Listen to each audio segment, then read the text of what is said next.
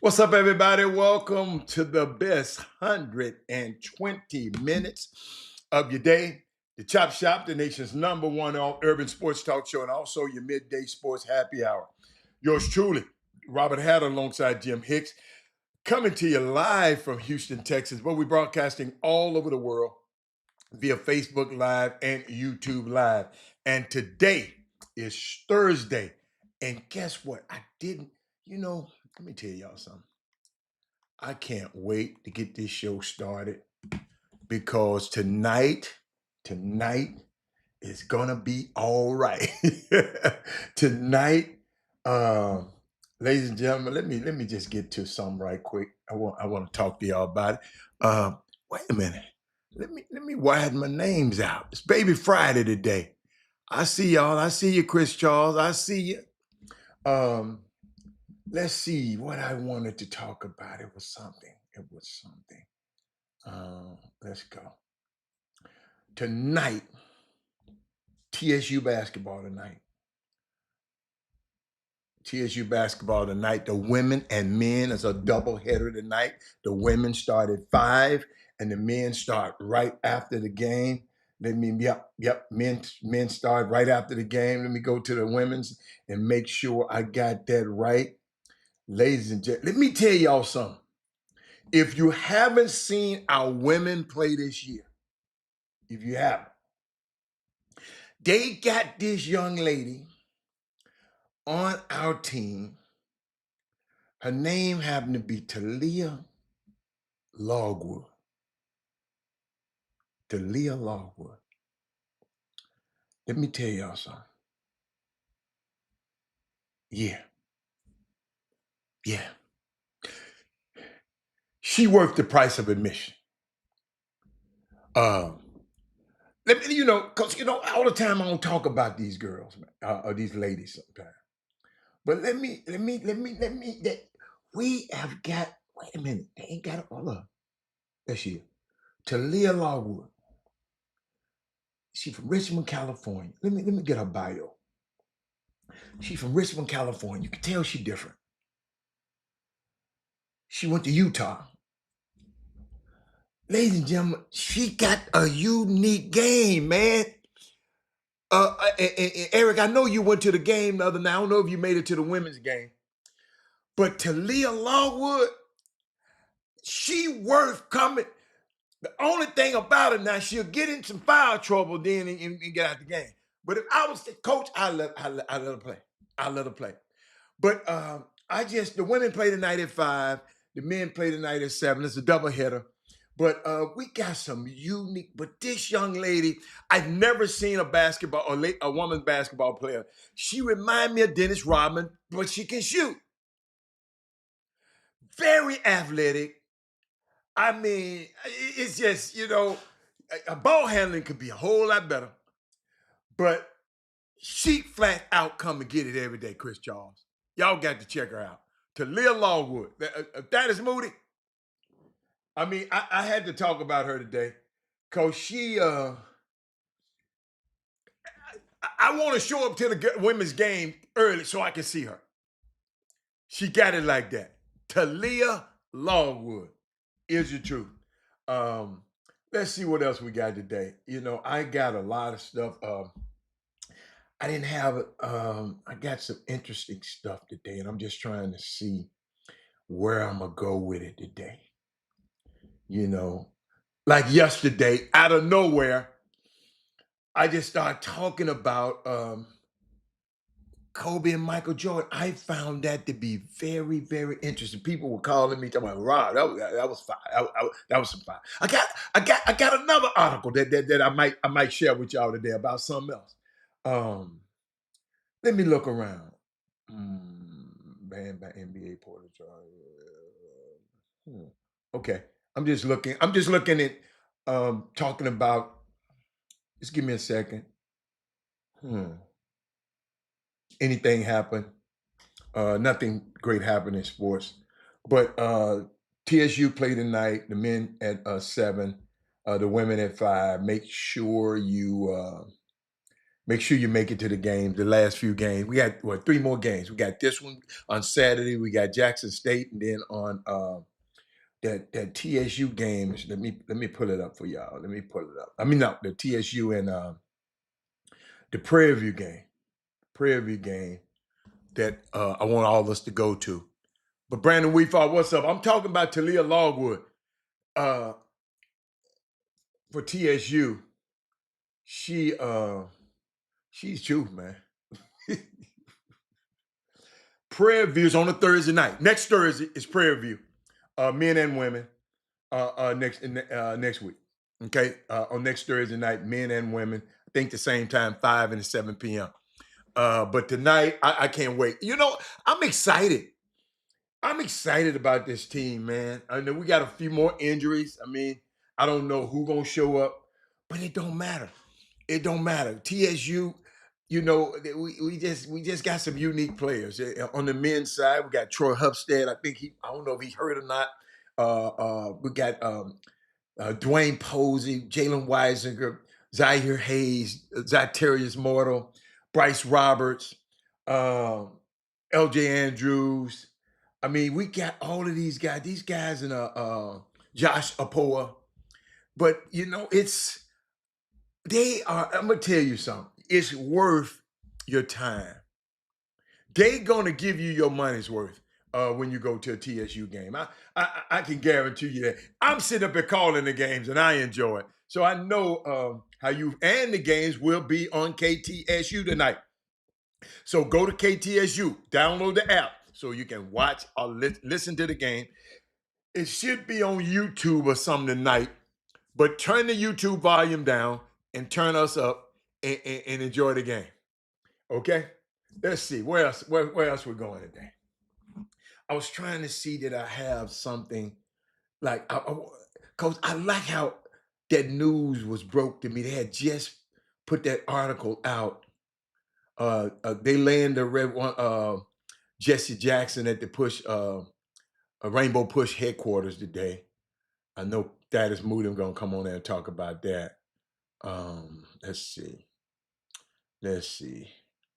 I'm just looking and see if anything happened. And then they had this unique thing. They read an article. This lady, named Molly Morrison. She's writing a unique article. I haven't read it, but it's in a Substack. Let me see if it's one of the behind a paywall. If it's behind a paywall, I'm not gonna do it. But she talked about an article, and y'all, it's called Kevin Durant is the face of the NBA internet era. How one superstar career mirrors the evolution of social media. And then they just talked about nothing has shaped modern social media culture more than the internet. What y'all think about that? And no athlete has embodied the shift more than Kevin Durant. What do y'all think about that? Internet culture, sports, nothing has shaped modern sports culture more than the internet. And no athlete has embodied that shift more fully than Kevin Durant. Do y'all agree or do you not agree? They talked about Kevin Durant's career unfolded eerily in sync with social media rise. His triumphs and controversies amplified and even shaped by it.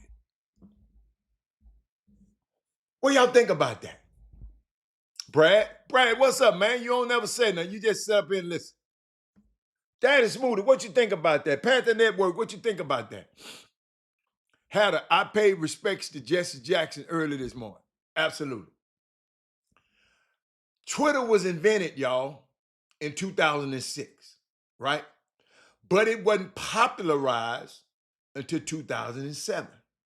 The same year that Kevin Durant was selected by the Seattle Supersonics as the number 2 pick in the draft. Some people don't know that. They just think he went to OKC. They don't remember Seattle Supersonics moved to OKC.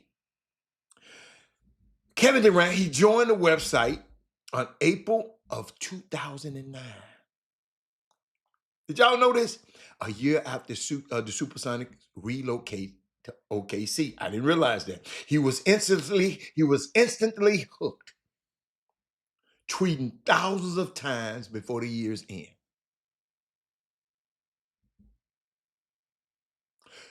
Durant's earliest tweets reflected unfiltered ease of younger internet vulnerable admissions of being lonely, lusting over Charlotte Johansson, casual musings that only became comedic when the young man tweeting them grew into sports sensation.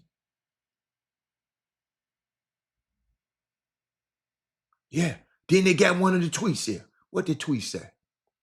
Wake up in the middle of the night and think about the girl you like are starting to like and sit on the edge of the bed and say, damn, I want her. These were some of his first tweets, y'all. He was young. He was young. This interesting, man. This kind of y'all. See what y'all be doing to me. Y'all be doing this to me. Hold on. Let me see something. Let me put it over here. Oh, nope. I didn't want it there. I want it here. I want it here. I just messed up a second ago. Hold up, y'all. Let me get out of there. Get out of there, Robert. Get out of there. But hold on. Let me get back to this lady. Let me get back to her. Because this is kind of I kind of like this. I kind of like this. Okay. What was I talking about? Oh. So it was kind of like therapy. Wow. But watch this, y'all. He had 1,000 tweets in 1 year, in that first year. Mostly he used the app to have conversations about basketball. Okay? That's what he did mostly. Let me see. Can I make it bigger over here? Okay. Can I please get me let me see if I can read it. He said, but mostly he used it for conversation about basketball. He posted thoughts on the games and messaged to fans. Right? In 2009, though, through 2012, he frequently shared links to since deleted blog posts about the game, ranging from women hoops to chronicle from his own NBA journey. And in 2010 was tilted, I'm an all-star. I guess that's the year he became an all-star. Okay. Through the community, Twitter brought him. He took fans along as all his dreams came true. Y'all, I wasn't following Twitter back then. So I'm following along as y'all are right now. He said the thing about Kevin Durant is that he loves basketball, of course. The idea of a professional basketball player loving basketball like that.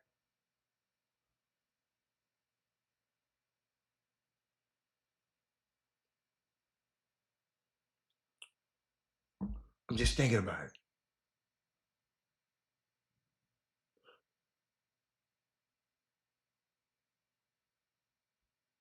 Hold on. Trying to see where I want to go with this.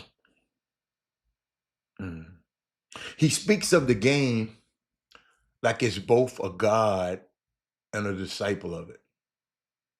So naturally, Twitter, a place where athletes could discuss the game with fans like never before, became his sanctuary. I wasn't following him then. So all of this gonna be new to me. On May the 9th, 2010, a 21-year-old Kevin Durant wrote, Twitter is better than going to the club. Social media was new, which meant roles will still be established just like up-and-coming NBA star Kevin Durant could blissfully sail through the uncharted waters, enjoying a, a,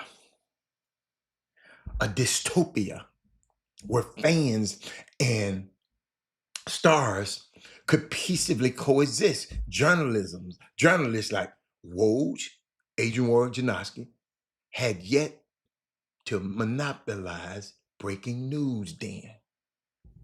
See that, y'all? Boy, this spoke. Hold up, y'all. So in June, fans barely batted an eye when Kevin Durant broke the news of his 5-year contract extension with Oklahoma City. In the tweet,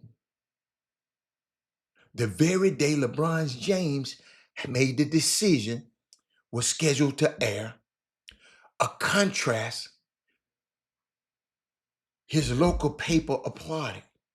So the same day LeBron announced the decision, he announced that he had an extension. Kevin Durant didn't need an hour special on the worldwide leader. Wrote the paper of the Oklahomans, Daniel Mayberry. The Thunder star was satisfied with just the 140 characters. Kevin Durant loved the internet, and the internet loved him back. I didn't know that because I wasn't on the internet then. I was not following this stuff. What year did I come in? Hold up, y'all. Let me find out what year I came in. Glad you, boy, that's what I like about y'all. Hold on. What year? They'll tell you what year you came in, won't you?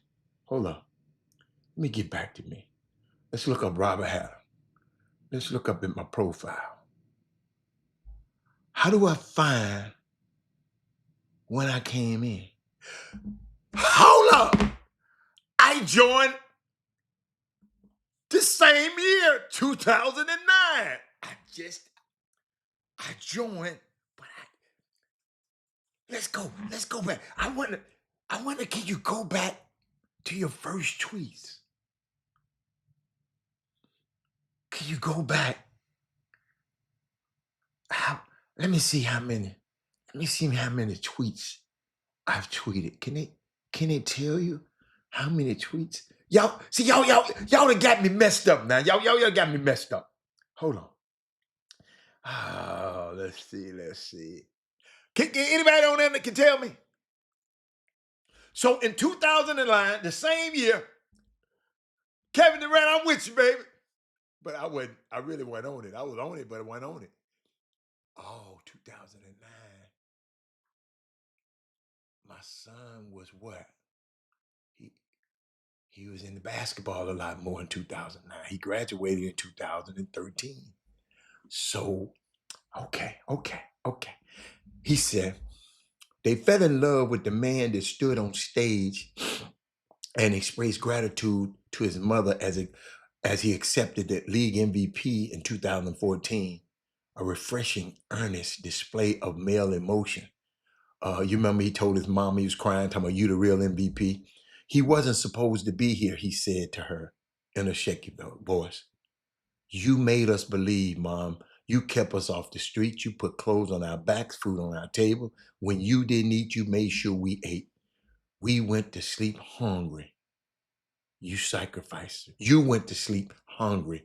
You sacrificed for us. Share this show, y'all. This kind of cool. Man, thank you. Get that. Oh, man. So you joined in May, and I joined. What month was I in, Joe? I born in April. May. Doug, we joined at the same time. Wow.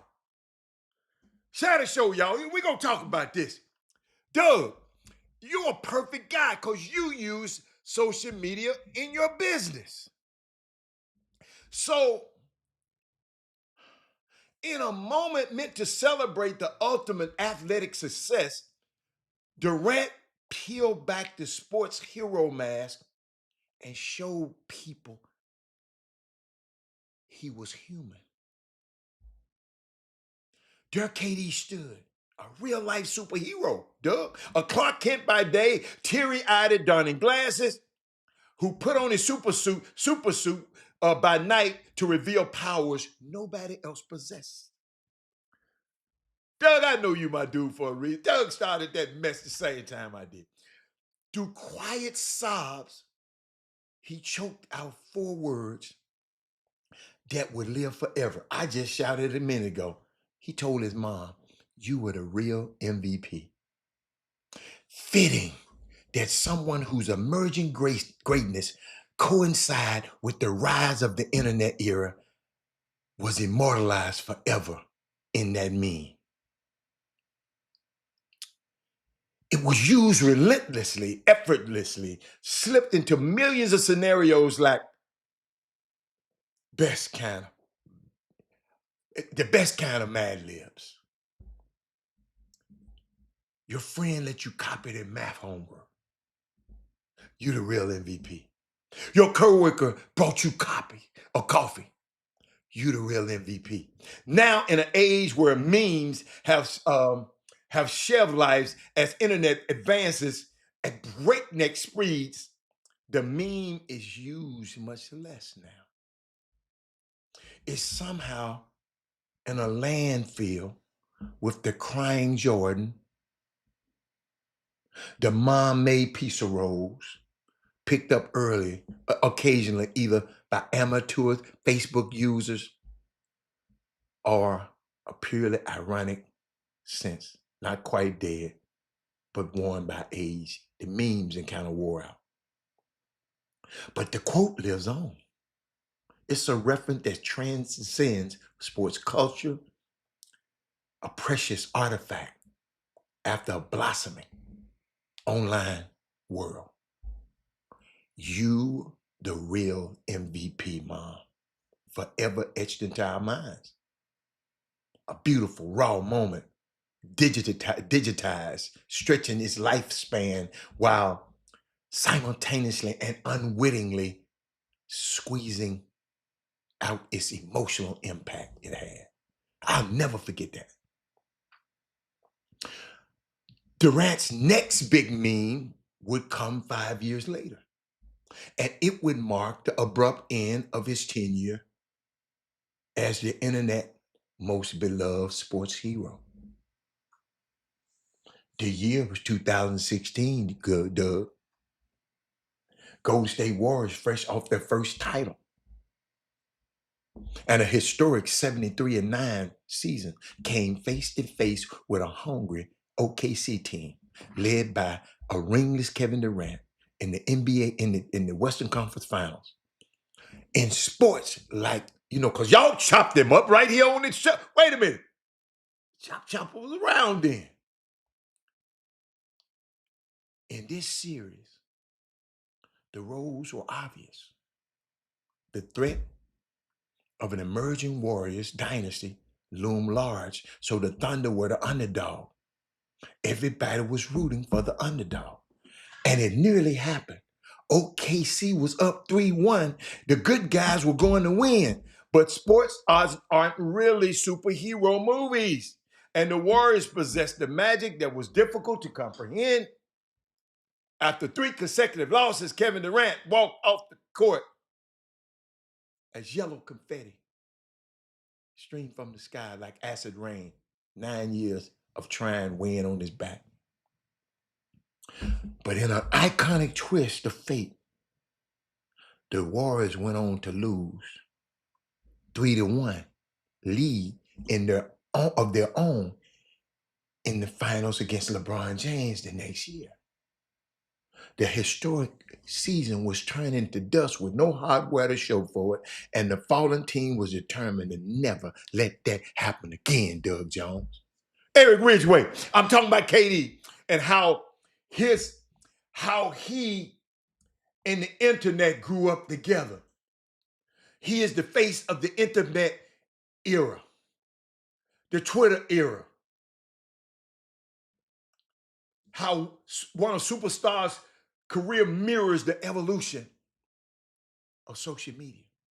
So they banded together in pursuit of someone. I'm talking about Draymond Green and Stephen Curry, Klay Thompson. They banded together and produced a suit of someone they knew could help them ensure that they didn't lose again. A person they knew firsthand wanted it as much as they did, if not more. They whispered promises of glory like sweet nothings into Kevin Durant. Here, what they call them, the Hampton Five. Because Kevin Durant was in the Hamptons. All of them flew down to the Hamptons. Draymond, Clay, Steph, Bob, what's the boy name? The former GM, and somebody else. But it was whispering sweet nothings and Kevin Durant ringing ears, rubbing his back while he loaded his gun. He loaded the gun to his reputation. You the real MVP. Y'all remember plunged deeper underneath the piling filth as his next meme catapulted into the world. In a 5-paragraph letter entitled My Next Chapter, Kevin Durant announced he was joining the Golden State Warriors. 2 paragraphs were spent justifying the decision. The final 3 are remorseful love for the city that raised him. What was supposed to be attempted at vindicating a career decision becomes a symbol of mockery. While you, the real MVP, was used in the lighthearted jests, my next chapter, they said they represented cowardice and betrayal.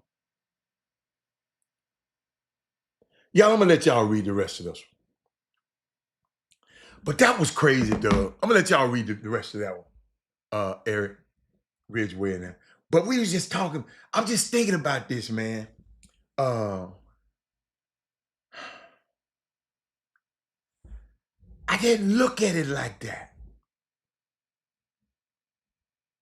That man went from being beloved like that, calling them cupcakes and all of that kind of stuff. They had shirts, OKC, having called him a cupcake.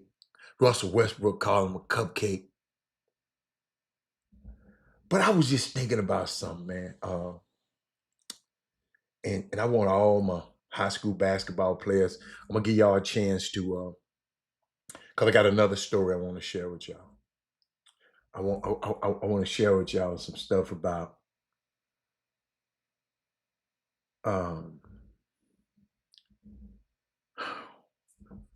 most high school, Bob Myers, yeah. Most high school seasons, Doug, are coming to an end soon. The off season is where the real separation happens.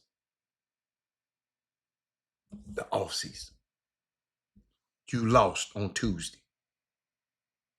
Give your body a little rest. If you got some more years of eligibility in high school, you plan on going to college and play basketball, this is where the real separation happens. And my young people, I want you to have a plan. Get in the weight room. Tighten your handle. Improve your shot. Develop your body.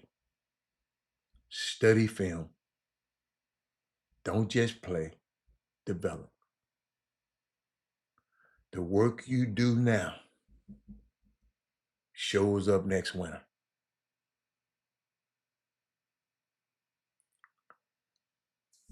That was a common occurrence with everybody I trained. The work you do now. I never forget, I told this young man, I got in the gym with him, I forgot. It was in the summer. Yeah, it was in the summer. Hot as hell in the gym. Got in the gym with him, July, August, September, November, August, September. I told him, the work you putting in now, it ain't gonna show up about December, January. By the time that district roll in, son, everything we working on. Just like clockwork, in January, he went on a tear. My young people, the off season is where the real separation happens. Have a plan. Get in the weight room. Tighten your handle. Improve your shot. Develop your body. Study film. Don't just play, develop. The work you do now gonna show up next winter. Y'all got me? And the reason I talk about this,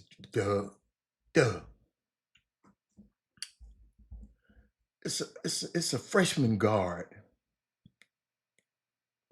went under the radar.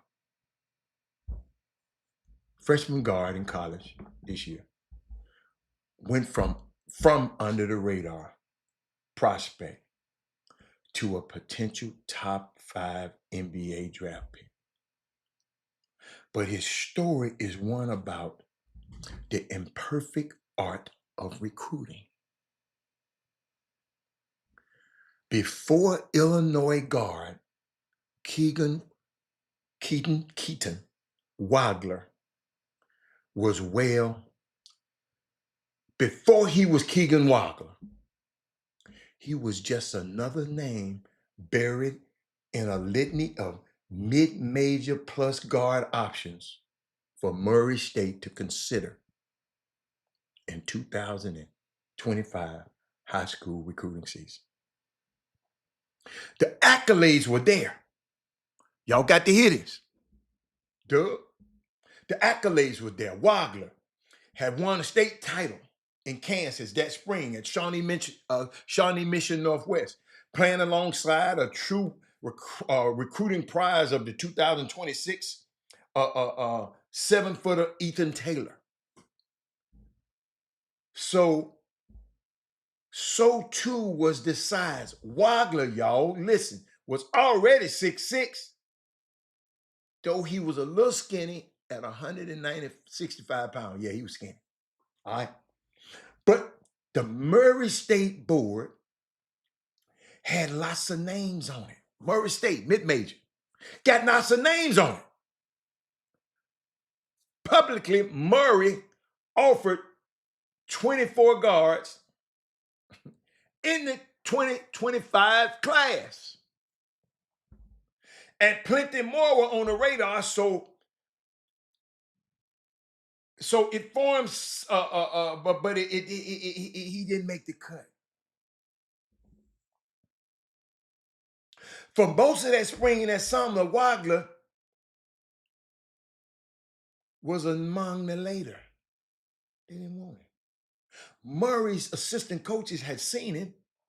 They liked him, but hadn't loved him enough to go to bat for him hard to their boss, head coach Steve Prohm. Y'all finna learn something today. Doug. The coach keep calling me. The head coach got to get to him. Right. The slender sharpshooter, y'all, played off the main AAU circus, was flying far below the radar. Doug sleeping on me. Jimmy ain't writing about me. Robert Carroll ain't came to see my games. Gary ain't videoed me. You're under the radar. It's all right. It's all right. In the final AAU weekend of that summer, Steve Prohm decided it was worth getting his eyes on Wagler in person. He had known Wagler's AAU coach, Victor Williams, dating back to when Prohm was the head coach at Iowa State, and Williams had sold his guard hard. The AAU guy sold his guard hard to a mid-major, Prohm, and anyone else was listening. So, ladies and gentlemen, your summer league coach can advocate for you. Your summer basketball coach can advocate you for her. Y'all get mad at him, but these guys advocating for y'all hard. But sometimes them coach don't want to listen. Doug, you still there? Because I want you to comment on some of this.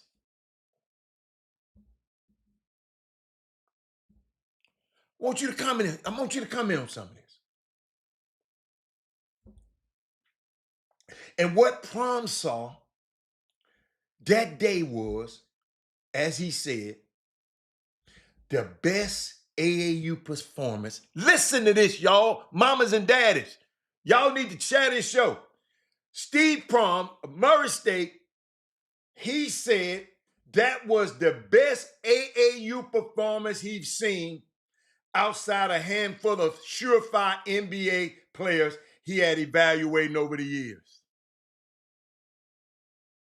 Dude, Steve Prom said, I'm texting my staff the whole time. Guys, why are we not all over this kid? He's an elite. He is elite. He is special, Prom said. I was like, man, he is an NBA player. It's not even a debate. The mid-major coach said that. Kid ain't got no offers. Nobody offered him. No mid-major. They've been looking at him and been watching him, but nobody offered him. I hope y'all getting this. I hope y'all getting this. Man, everybody need to be listening to this right now. Y'all gonna understand this stuff. Doug Jones can sit mamas and daddies and tell a coach about you 1,000,000 times, but the coach got to want you because his job on the line. So don't get mad at Doug. Don't get mad at Jimmy. Don't get mad at the rest of these guys. Watch this. Prom is a reliable, a narrative as there is for under-recruited guard talent. At Iowa State, he signed 3-star point guard named Tyrese Halliburton. Y'all might have heard that name before. Who quickly proved the recruiting rankings wrong. Prom saw so many of the same attributes in Wagler: a low 3-point shooting release, but a shot that goes in. Elite feel for the game, tons of winning traits. It was like lightning striking twice. Ladies and gentlemen, one of the biggest compliments a coach can ever give you or your son, is he got a great feel for the game.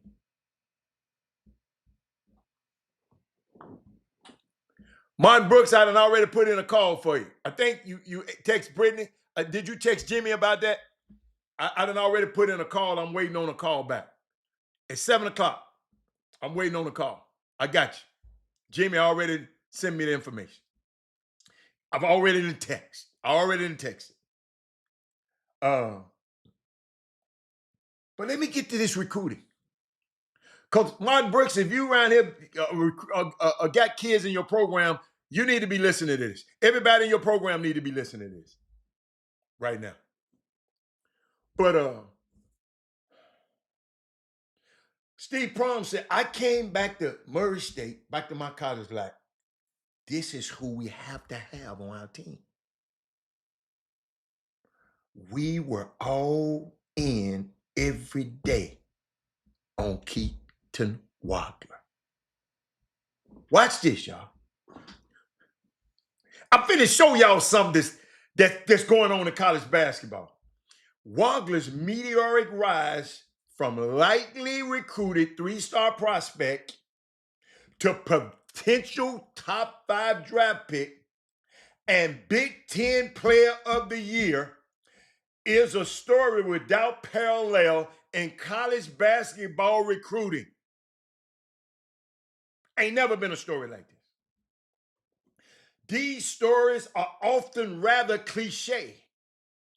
A savvy coach stumbled into a small gym, perhaps looking at another player and discovering a hidden gem that they kept as a secret as possible for the rest of the world, from the rest of the world.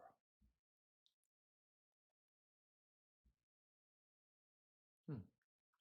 But the way the college basketball world missed Keaton Wagler is as much more complicated story, and one that illustrates the very imperfect art of recruiting in the modern era.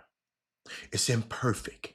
That's why you can't, that's why don't get so high when you get it right, and don't get so low when you get it wrong. You follow me? Don't get so high.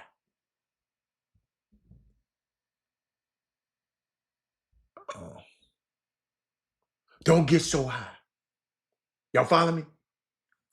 The biggest driver of the unseen adage with Wagler is that he played for a small independent AAU team called the VWBA Elite, run by this guy Williams, who had trained Wagler dating back to the 7th grade. Many players in his shoes might have felt obligated to move to the Nike or to the Adidas sponsored teams to play in front of the more big name coaches during the recruiting period. Give me some water on that one. Now, this ain't for everybody now.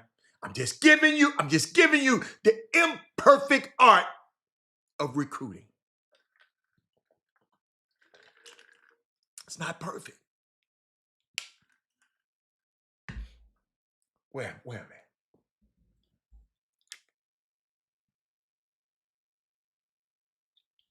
But Wagler, it's not, it looked like Wagler, but it's Wagler, said he remember seeing plenty of coaches at his 17U games as a 15-year-old, just starting out, and was confident he could get the attention he needed with the club that had helped him to that point. I'm gonna repeat that one. I need to go to Link Academy. I need to go to Mount Bird to be. I need to go.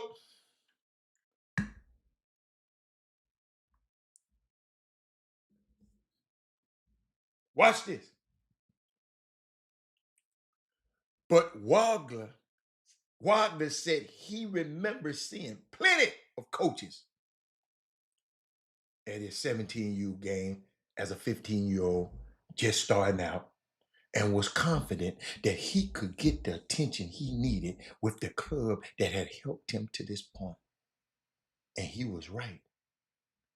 Plenty of high majors saw Wagler in person that summer, including one memorable game against eventual Butler commit Xavier Stink Robinson that had several high major head coaches at it. Wagler outplayed Robinson badly that day. I mean, bust his ass. As the legend goes, but none of the big time coaches there extended no offers. Then he did the same thing in Atlanta. Doug, watch this. He said, I'm just got to keep it 100. If you can play coaches, look at them. See. Hold on. My boy over there in the bed right now. He over there bedridden for a minute, getting some rest. I'm going to put his stuff on the screen. Hold up, Doug. Doug, they messing my thing up, man. I got to resize it every day. Cause I was in another studio yesterday.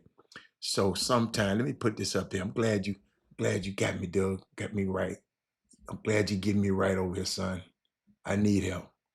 Get me right. Let me size it. Come on, Robert. Come a little close. There we go. Let's get closer. Yeah. Watch this. Y'all watch this. Watch this. Y'all need to share this show because this about to get good. I'm finna teach y'all something. I ain't never taught this on the show. It's something new.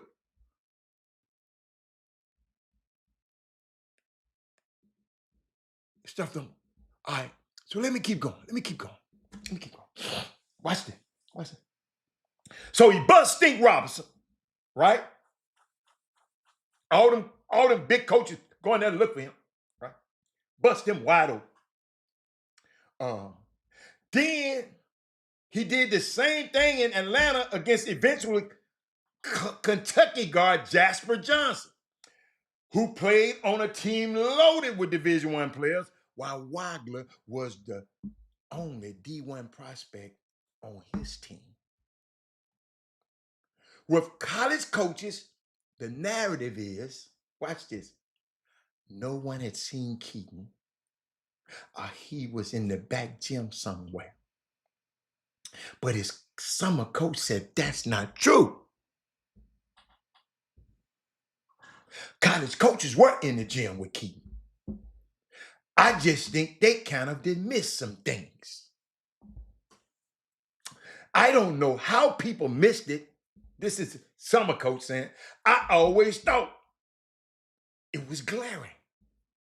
By the time he was a junior, going into his senior year, it was so glaring to me that he was a high major player. But this coming from the summer coach. You know how they say, man, you just pushing your player. You're just pushing your player.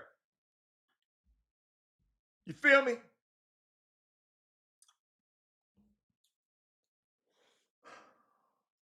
What coach said? At its core, what slowed Wagler's, y'all watch this, dude. So parents, pay attention now. At its core, what slowed Wagler's recruitment wasn't a lack of eyeballs, but a lack of momentum.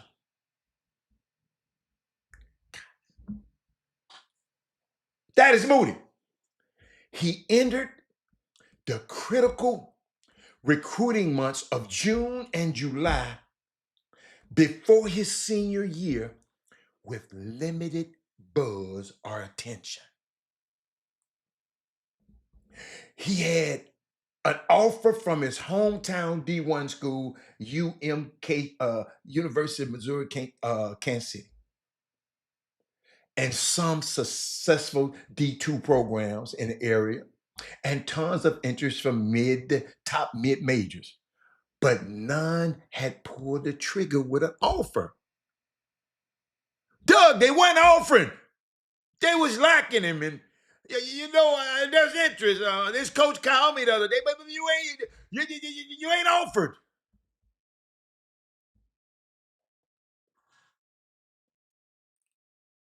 His strongest early interest was from Colorado State, which had plenty of connections to him. The Rams had recently recruited another Kansas City point guard named Kyon Evans. Top assistant for them, Ali, that man got that funny name, Farouk Manesh, had a relationship with Williams, AU coach, and Farouk Manesh had heard from plenty of others in the area, including C.J. Moore, who knew Wagler's dad, that Wagler was worth pursuing. Plus, Colorado State has seen Wagler plenty of time in person because the staff had recruited another player from Wagler's AU circuit. His name, Dr. Tedeschi. Keaton was one of those guys that you have to watch over time to realize he just make the right play every time.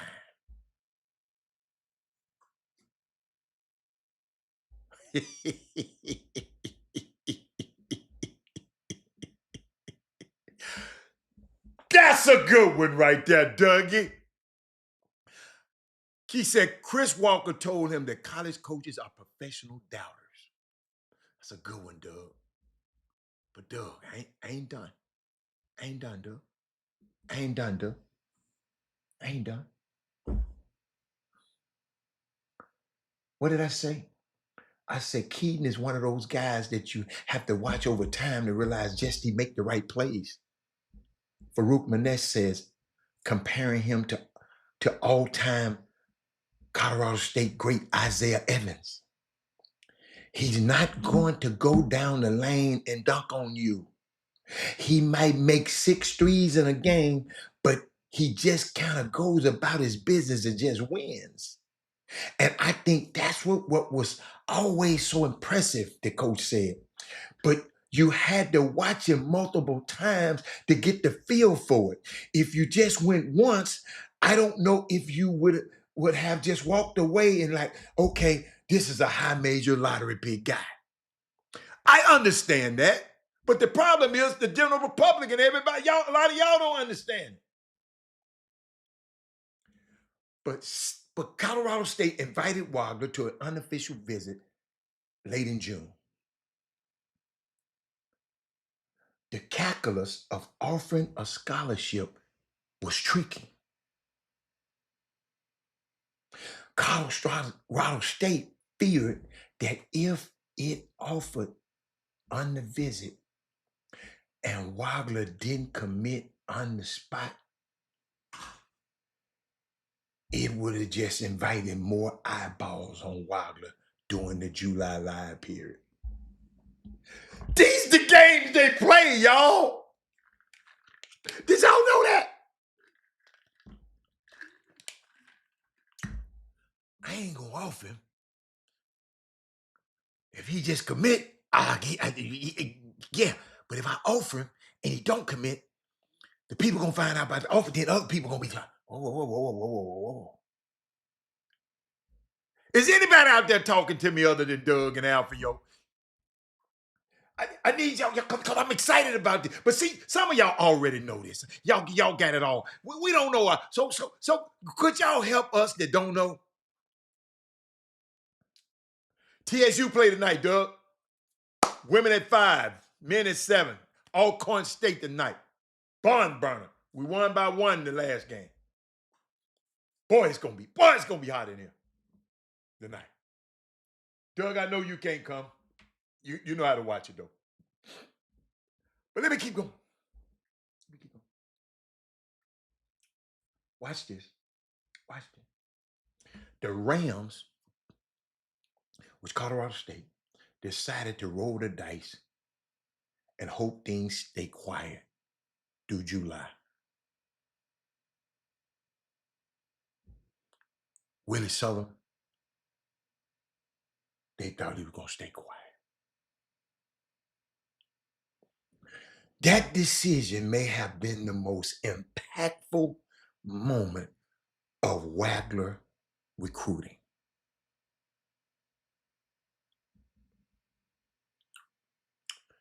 More coaches saw Wagler during the July period, and he quickly became a top priority recruit for the best missed majors in the regions. Then Drake coach Ben McCallum, who is lauded as a sharp evaluator, jumped into the mix, as did Murray State and Prom and St. Louis, all made a late push. So did Southern Illinois and UIC. But the only high major to pull the trigger on an offer in July was DePaul.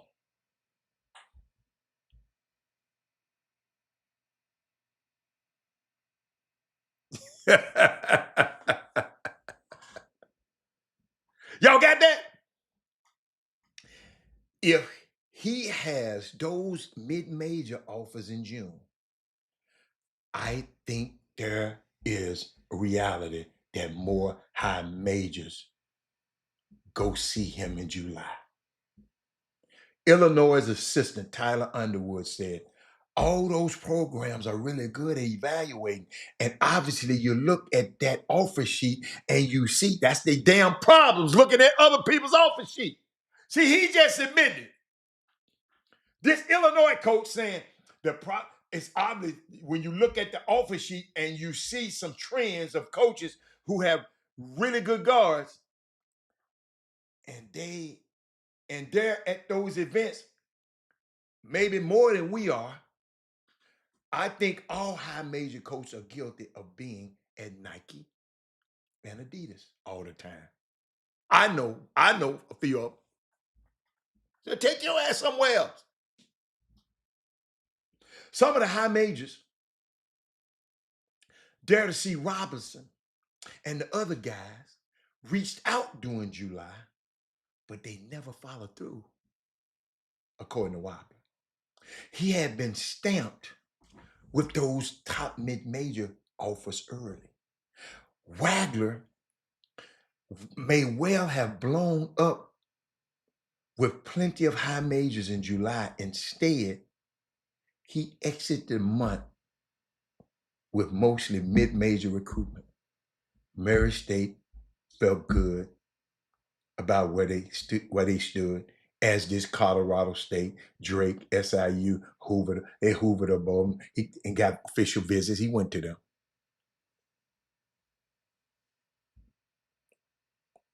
But watch this. I wouldn't say, the young man said, I wouldn't say I was frustrated, but at that point, I was like a little bit confused by the lack of high major attention. Wagner said, it was just something to think about. He said something to remind myself of that, and knowing that I have to keep working hard to be able to get to a point where I want to be. He said he had to keep working. It was something that put a chip on my shoulder. Instead of all this whining and getting mad at people, put a chip on your shoulder. When somebody say your son ain't this and somebody say your son ain't, put a chip on your shoulder.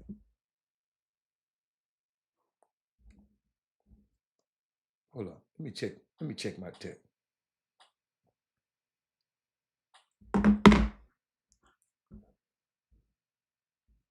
Y'all got me? Where does Illinois come into all of this? Because that's where he wound up. That's where he killing it. The Illini weren't among the team. They were not amongst the team watching all July.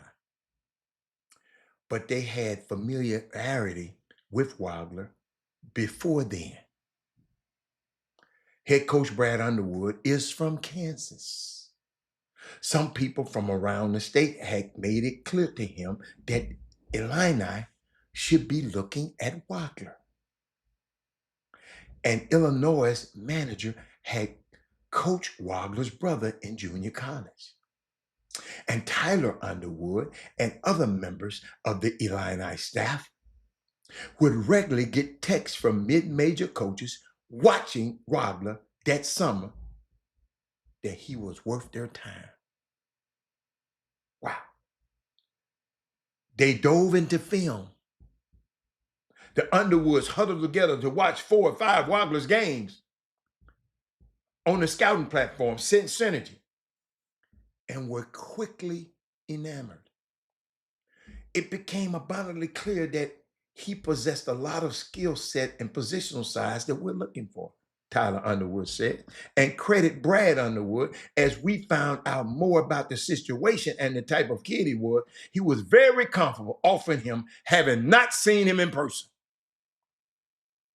Beyond its convictions in the state allowing it to gather plenty of rave reviews, Illinois also had another competitive edge that made it more comfortable recruiting Wagner hard. It's the strength coach, Adam Fletcher. It as integrated into the program as any in the country and has lauded as one of the nation's best. Fletcher's presence meant not being scared off by Wagler's ultra slight frame the way other top programs were. Y'all, he was skinny, 6'6", 165.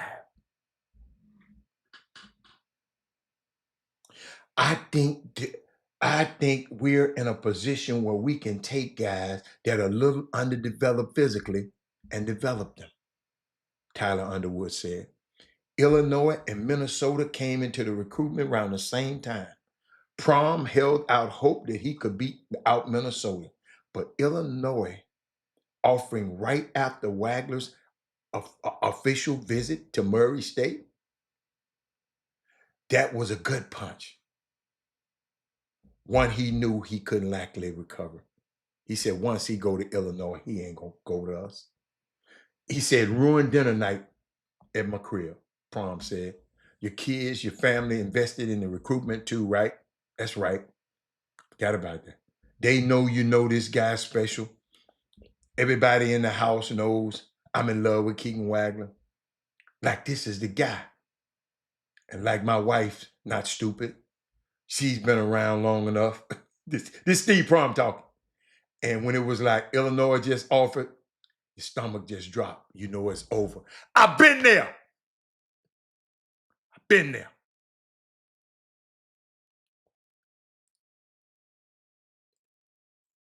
My stomach just dropped 1,000 times.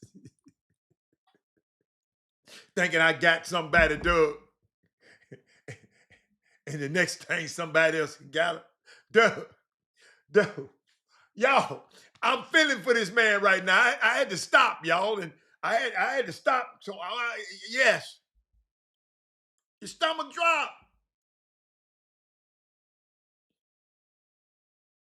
Dude done told everybody he gonna sign with you. Next thing you know, he done run off with somebody else.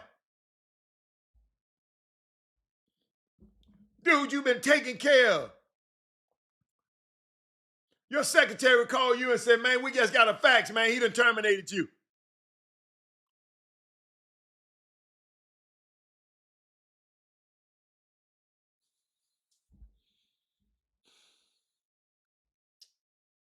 I feel for you right now. But let me keep going.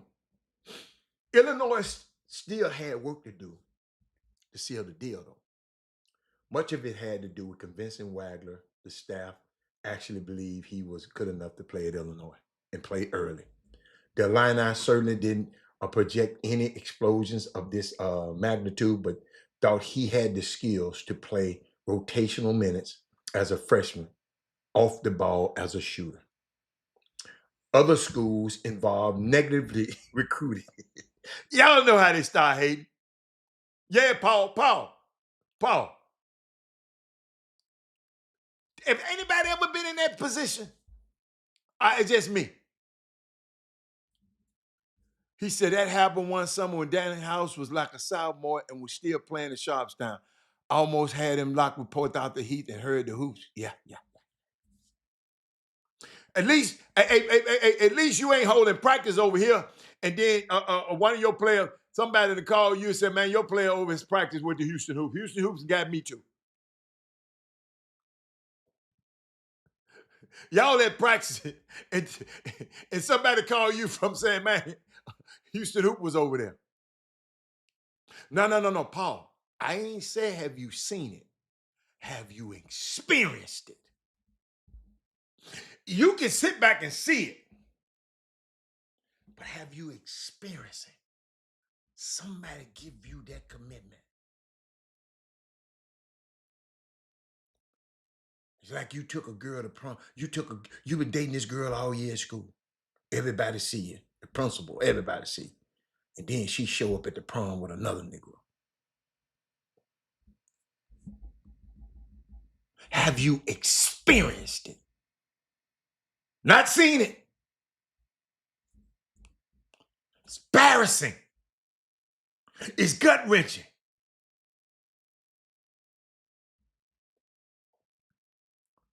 Eric Boone,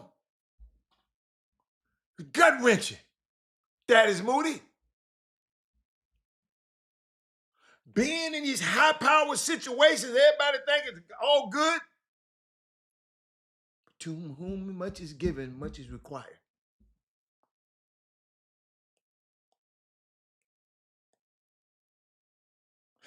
Imagine another player have to go tell your player, man, how in the hell could you leave him to go to that?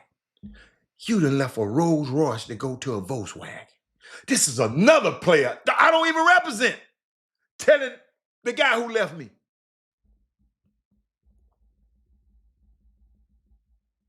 Life ain't never been the same.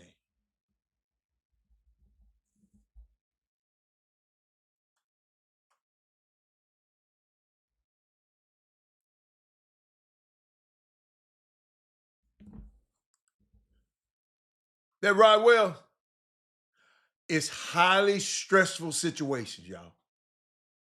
I promise you. I'm just sitting there thinking about it. Highly stressful. But the fight in the line, I still had hard work to do to seal the deal. They was talking about roadmap. Other schools were involved in negative recruiting Illinois by suggesting that he wouldn't be ready to play there early from a physical standpoint. But Wagler came on a visit to Champaign and saw 3 freshmen playing huge roles in practice, including one 5-star Will Riley. Oh, that's Rick. Oh, I didn't see that, Rick. I thought that was, what's up, Rick? but watch this, y'all. My man Ricky Hill is on right now. He's on the feed. But Rick, the Illini,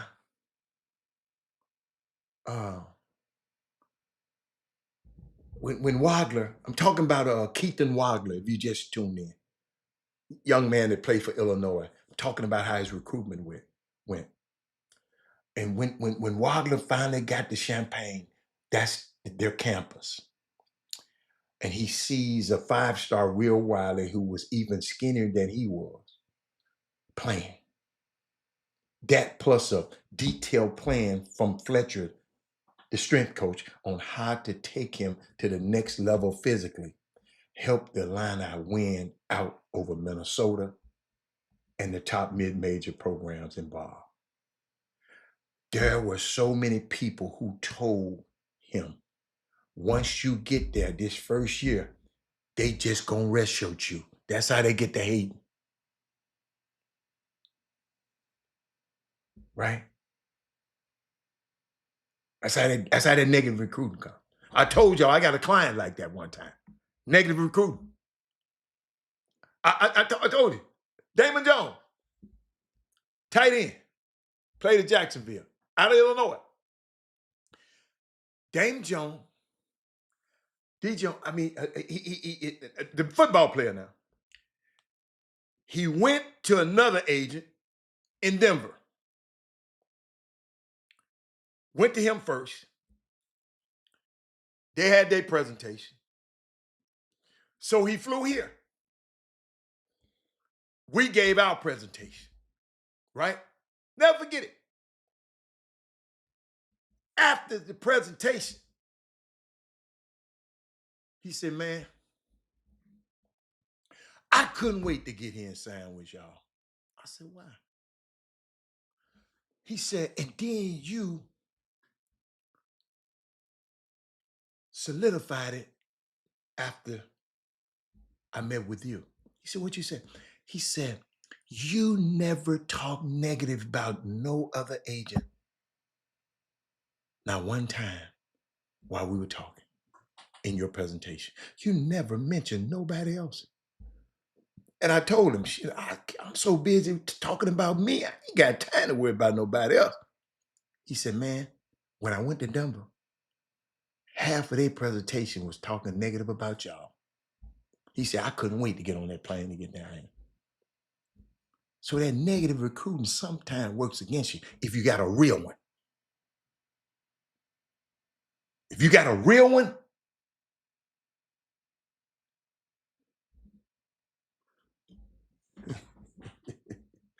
You dealing with a real player, he gonna say, but what the key was, I don't know what nobody else be doing in a presentation, but I don't have time. Think about it. It's 2,500 agents. Ain't but a few players gonna get drafted. So if you think enough of me, out of all these people to come and see me, I'm gonna talk about me.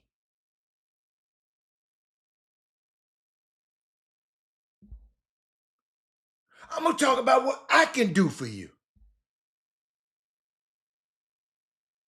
But let me get back to this. Cause we can talk about that. That's summer basketball. Y'all, when we was playing something, when we had franchise all-star, I didn't never tell nobody, man, you go over there. Hey, you remember the kid I told you, we over here practicing, he left? I ain't never called that kid and his mama said nothing. That's where his ass want to be. That's where he is. I ain't never called them talking about, I can't believe y'all left us. No. Let's reload. I went and got D'Angelo Harrison. I lose that. Y'all notice? I don't even mention the kid's name. I lose him, a high scoring guard. I went and got that one. And I never forget, y'all. I went to the game. I never forget. I went to the game. And I'm sitting in the gym. And this little boy, D'Angelo Harrison, hit 9 3-pointers in a high school game. I ain't never seen that happen before. And I called Alan Branch. I said, Branch. I said, dude, who is this dude that done this? This dude just hit 9 threes. Well, it can't be D'Angelo Harrison. I don't think he got that. No. I said, let me go find out who. I went and found that little boy. I said, hey, come here, man. I said, what's your name? D'Angelo Harris. I said, man, Robert Hatter. Can I get your grandmama's number? Can I get you? I need to talk to you. I got a spot for you. I lose that other dad dude. Hold up, the other dude was bad now. I ain't gonna lie. It hurt me to lose him. But I wasn't going negative. Go on over there. You may wait for somebody else.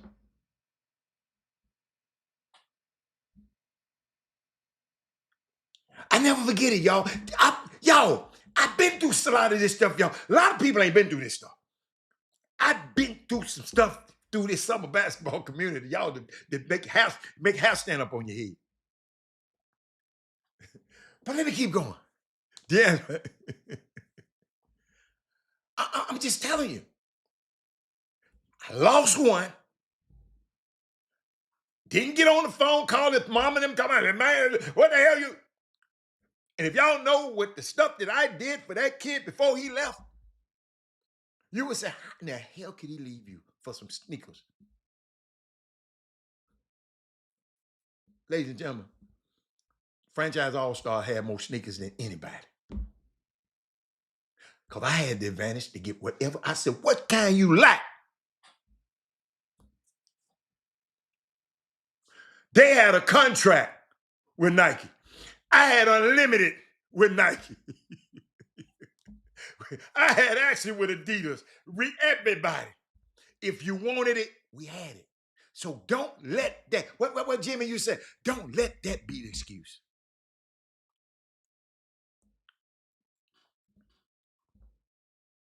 No, but I ain't gonna lie. Listen to Barry McDonald. Don't let me sound cool now. I was hurt that kid left. Because him and my son was friends. Only reason I was doing this stuff because of my son. Oh, it hurt. Now, I don't think it hurt. But guess what? I just got back to work. I went and got me. What they said, if you think you made whole, make another hole. Hey, I went and made another hole. Hey, one prolific scorer for another one. Even exchange. But that, I mean, I hate it. But But I wanted y'all to just understand. Have y'all ever been in that situation? I'm listening. Keegan Wagner, he said, them people were hating on him and talking about him. And you know, he said Illinois' excitement built the more it got to watch him during his senior season. And then he went on another state title winning year. Tyler Underwood recalls a 30-plus point game against Missouri powerhouse Chaminade being the first time he started talking seriously the concept that Wagner might be a future NBA player.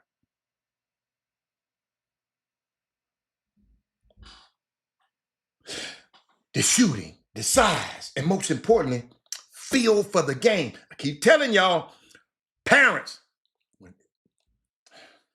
when a coach, somebody ever say your son got a feel for the game, that's what you're looking for. And listen to, I don't even think you can teach it. He just got it. God came down and said, bow. Feel for the game. So what else he said? What he said? Shooting size, important. Feel for the game. All stood out in a major way. But there was still questions about what the college transition might look like. What Doug said a few minutes ago. Doug, what you said about them coaches? College coaches are professional doubters. Professional doubters.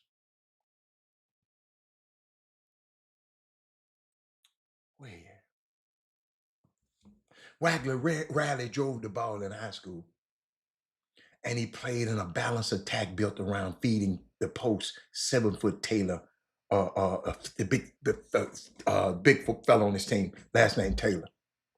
Wagner's first day of workouts when he enrolled in Champaign, y'all remember, I told y'all, when your son go to college, that first workout, that first time you step on that campus, when y'all go to pick up, that's a serious moment. And a lot of y'all don't prepare these kids for them. I'm giving it to you right now. Spice this out and send it to them. All your spices. When you find out everybody playing your damn position. All the guys who played your position. And you go at they ass every time down the court, pick them up 94 feet, 50 across all day long. The first night, don't wait till the second night.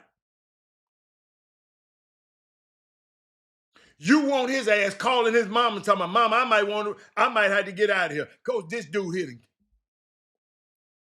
See, some of y'all going there too cool. And some of us ain't preparing those kids for what they finna go and get. Or what they finna go into. Wagner's first day of the workout, rolling it at Champaign. It says, went by how you expected. The Illinois tradition to do weight sessions first, then move to the court. After 45-minute weight room workout,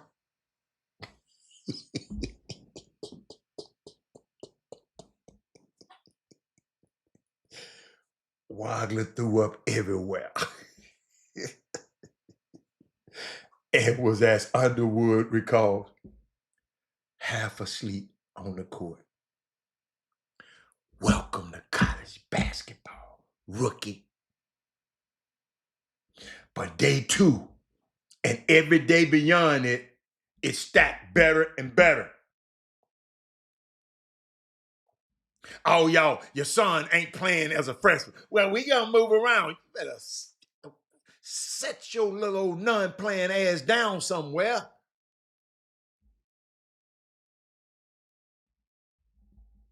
You gonna go to the next place and sit on that damn bench. But day 2 and every day beyond stacked and got better. He settled into the routine off the floor. Fletcher makes him gain 2.5 pounds every morning at breakfast to help fuel him for workouts. Wow. He got tons of reps in on it. Illinois had a handful of summer absences due to injuries, late enrollments, and more. So Wagler spent most of his time playing on the ball and sharpening his skills against Kylan Boswell, perhaps the best perimeter defender in college basketball. That may not have happened everywhere else. Doug?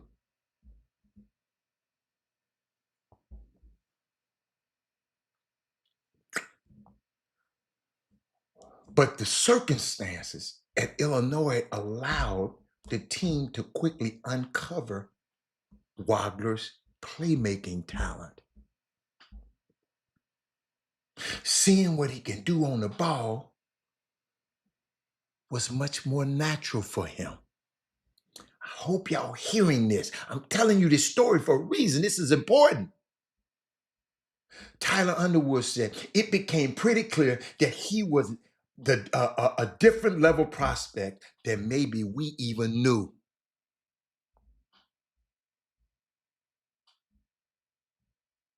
Sometimes it is even hard for Wagner to believe. Wagner. He reads the press clippings from Underwood and teammates hyping up his abilities and think, he said, I'm just playing how I always do.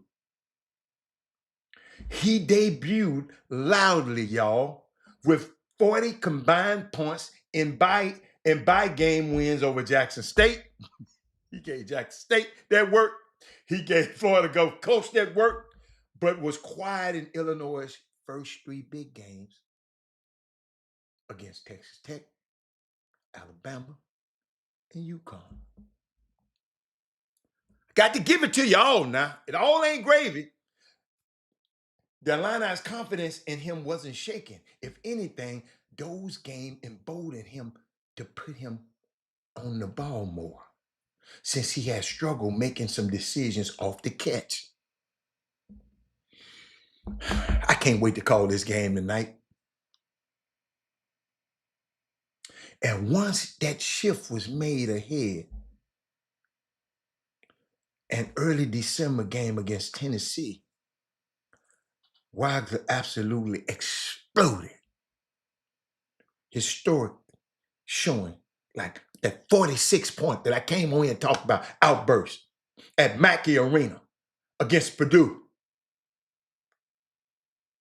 or the dominant second half on the road against Nebraska, were the ones that drove the hype and the headlines, but equally impressive was his knack to constantly make the right play. Young fellas, make the right play. I don't care if Junebug making a bad play on your team. You make the right play. I never forget. I'm gonna tell this story all the time. I went to see Skip. Skip had a practice with his Ray Falls All-Stars. They was in the gym and going back and forth. And the point guard went down on the break, came down on the break smooth as hell, pulled up from three, hit nothing but panties. Nothing but net, y'all. Ladies and gentlemen, he stopped the practice. Said, man, stop the practice. Man, get on the line. He didn't have the whole team running. He told his ass to get on the line. After I said, Skip, please tell me what just happened. He said, Robert, he hit the shot, but it was a bad shot. He said, he my point guard, he my leader. If he do it, that means he gonna think he can do it. And then that means he gonna think he can do it. And then they gonna make so I'm gonna have just a bad shot shooting ass team. So I had to cut that out immediately. Y'all, this happening in college basketball right now. Because a person ain't getting the ball as much as they thinking. So the next time they getting it, that's happening in college basketball. Y'all I travel all over the country. And I'm watching it and calling it.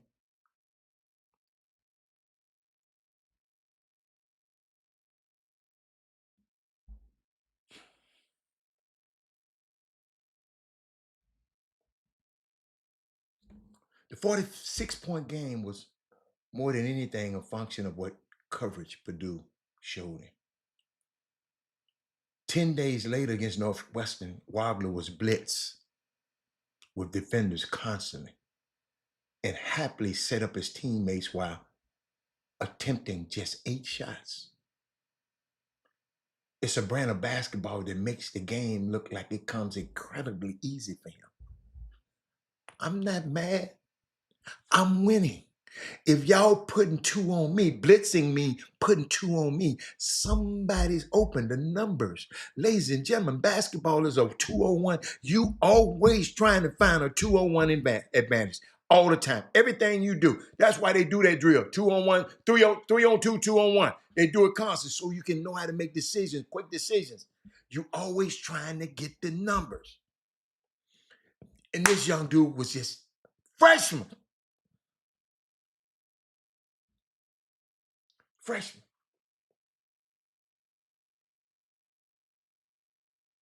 Easy. He said he wouldn't say it was easy, but he said, I said my game translated better than I thought it would. People would obviously talk about the physicality part and obviously the speed of the game. He said, I thought it would be hard for me because I'm not the fastest, most athletic person. I'm talking to somebody out there. I thought it would be hard for me to adjust to playing against huge players, tall players. But once I started to get a rhythm, it all slowed down. And at its core, that's why the college basketball world missed Wagler out of high school. Parents, evaluation, Ken, Eric, Doug, at its core, that's why college basketball world missed Wagler out of high school. Call it what you like. Feel, instincts, problem solving ability. Oh my God, that's one. Those intangible traits were always Wagler's strongest suit. Gosh, I like that one. And they ended up for overpowering any physical weaknesses he may have had that scared the most big suitors away. They looked at him physically. Illinois was just one of a few that could see past the physical limitations, the real value, the mental. When people talk about generational talent, they say, oh man, LeBron does this, Williams said. They're gifts that guys have that people can see physically. What Keaton instincts and feel for the game, that's generational also. That doesn't come around often. The time for waiting for the other shoe to drop on this once in a lifetime story has long since passed. Wagler, I keep saying Wagler's stardom isn't a fluke or a Jeremy Lin style weeks long heater. He is the driving force behind the most efficient offense in college basketball history. And a player NBA teams are evaluating as a potential face of their franchise. And after shocking the world plenty over the last 2 years, no one should be surprised if he becomes a star in March Madness. Keaton Wagler, ladies and gentlemen. At this point, he said, I don't want to say it's what I expected from Keegan Wagler, but nothing surprised me, Tyler Underwood said. I think the sky's the limit for him as a prospect, as a person, as a player. Ladies and gentlemen, I like that. I like that. I really did. I like that. Like that story. I mean, uh, I hope we learn something out of that. I really, really do. I really hope we learn something out of that. But Jimmy, I'm gonna bring you in of Keegan Wagler and Keegan Wagler. Yeah, Keegan Wagler, the young man who's taking the country by storm at University of Illinois. Got pro scouts calling me, telling me about him. And shit, I said, I seen him already. You ain't got to tell me. Yeah, y'all the one run recruiting. If I had a song, but Jimmy, how when you come out of high school, you're skinny, and a lot of coaches just they don't do skinny. You know, most of them don't do skinny, but that's it. What you got going on?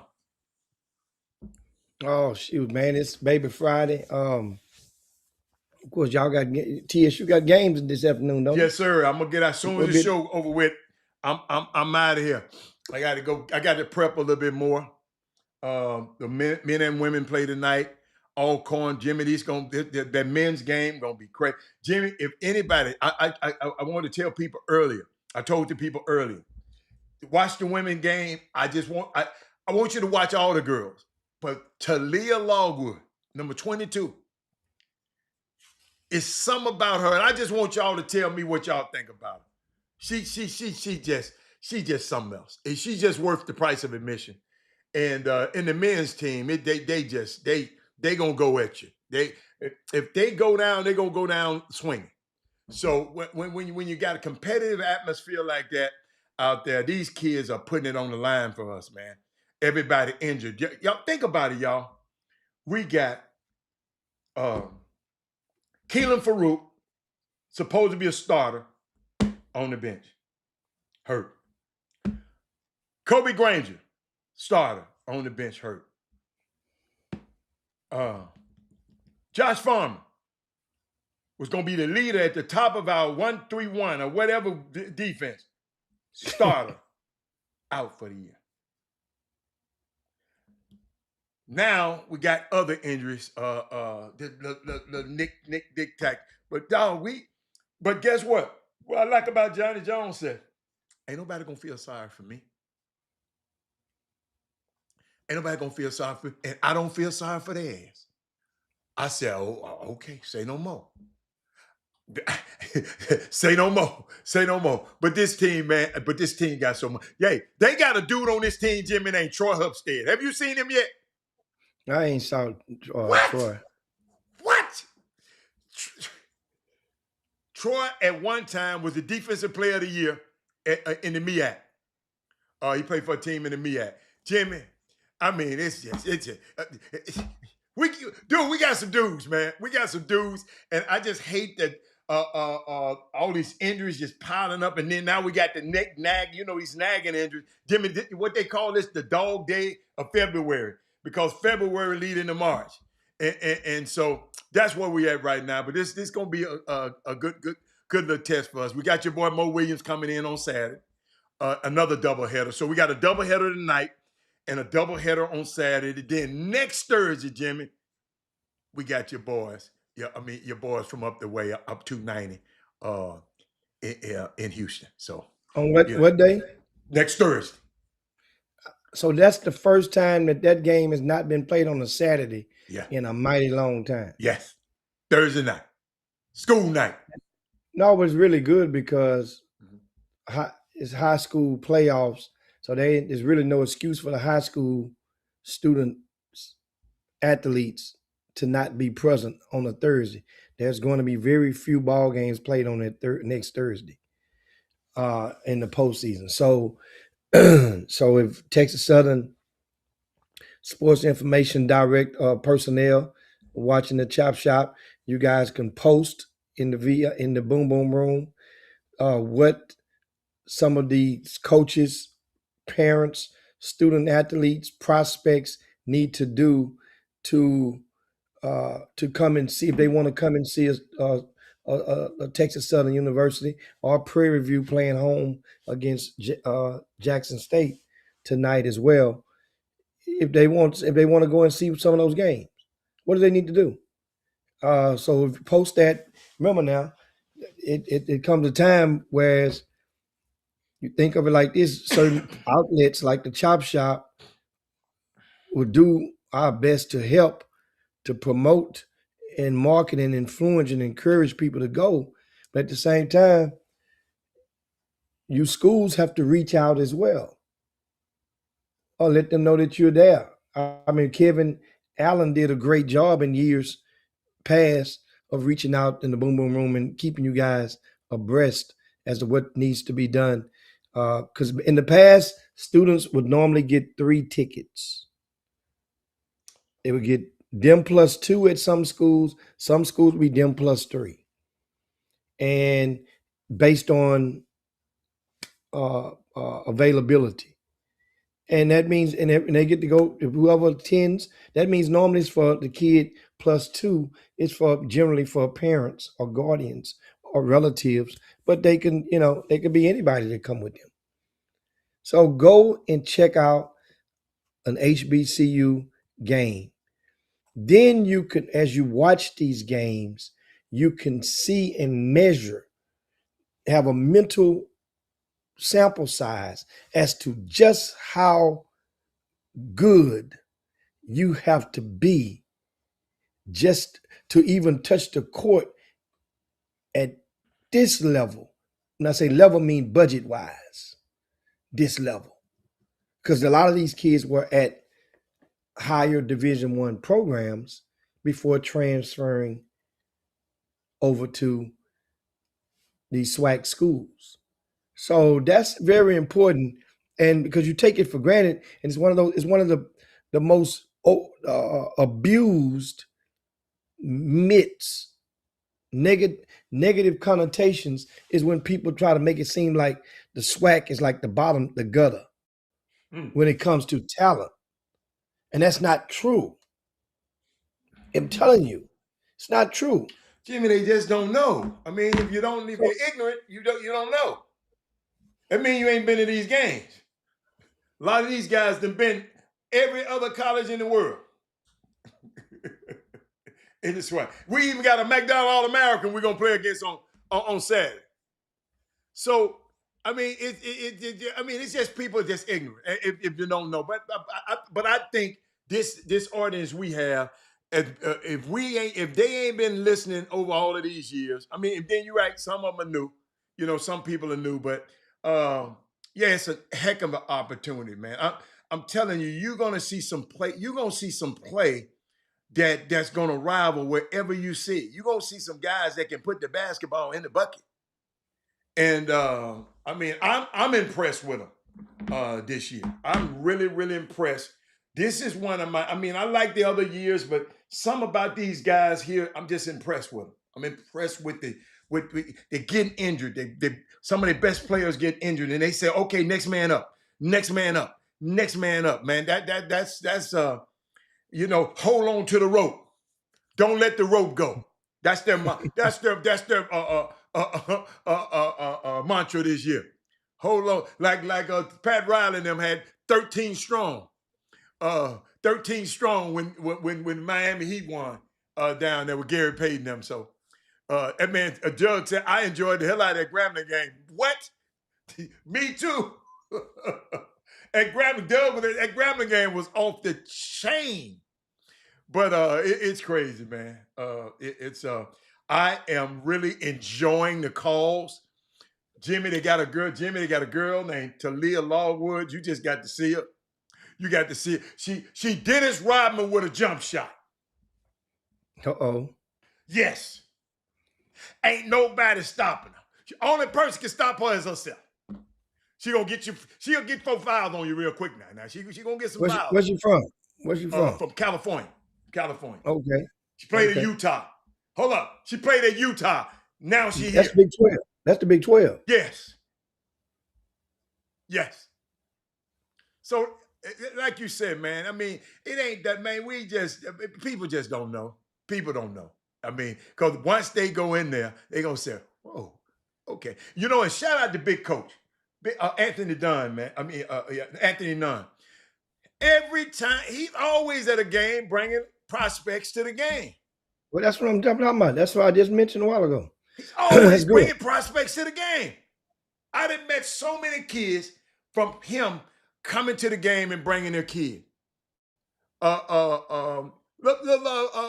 Michael Malone was there. You follow me?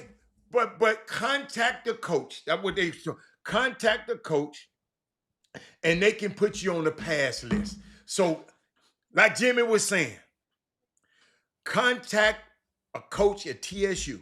All you gotta do is go to the website and let them know. I mean, like the night's too late. Tonight too late. But you got game on Saturday. Then you got the game next week. Contact a coach, and they'll put you on the pass list. Okay, it's just that simple.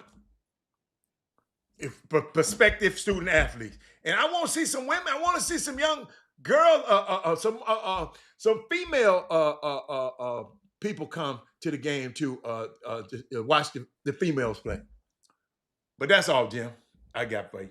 Yeah, and so and also what speaking of college basketball, it's going into the weekend, um, and there's going to be, I guess, always some intriguing matchups when it comes to uh, nationally ranked programs. You got on Saturday, Virginia and Duke, I think, headlines. Colorado is in Houston. This is the perfect game for U of H to resharpen their pencils, because Colorado is not amongst the top tier of teams in the Big 12. It is what it is. Remember, Tad Ball went viral, head coach, a week and a half, 2 weeks ago, after his post game comments that were uh, somewhat compatible in a sense to some of them were to what Jerome Tang was hitting on in trying to describe his team's performance. Um, but it's a lot of check your local listings, a lot of actions around the country in regards to college basketball. Get out there and watch some of them. Shout out to a lot of the young men who are playing, former Greater Houston high school stars that own these rosters, as well as the state of Texas. Uh, you know, and that's one of the things. Do you ever went to the back of the magazine and check out that section that has the list of every Division I player that's from the state of Texas that's on uh, that's every player from the state of Texas on every Division I roster, I and haven't they're had a in chance alphabetical to. order. So I always keep one nearby, and I'm watching ball game. I refer to it and try to. Cause some of these kids, man, their bodies done change, and you see them. They got all the facial hair and the grooted hair, and and you like, man, they look very. It's a different once that weight, that real weight get on you, and that real muscle get on you, and they get to playing. You get noticing these guys, and sometimes it's fun to watch. Um, what else do I have for you? What Gather? What's your? I don't know if you brought up, but what's the thought on uh what's the thought on Ooh. Kevin Durant in this statement, his comments that has I been. don't know about him. I mean, I I'm talking don't about the know comments, not him. The comments. about the comment. I don't understand it. I don't understand the comment. I just don't understand it. I'm sizing Doug's thing, so don't worry about it. Uh, I don't understand it. I'm serious. But, he just saying that he trying to say the media,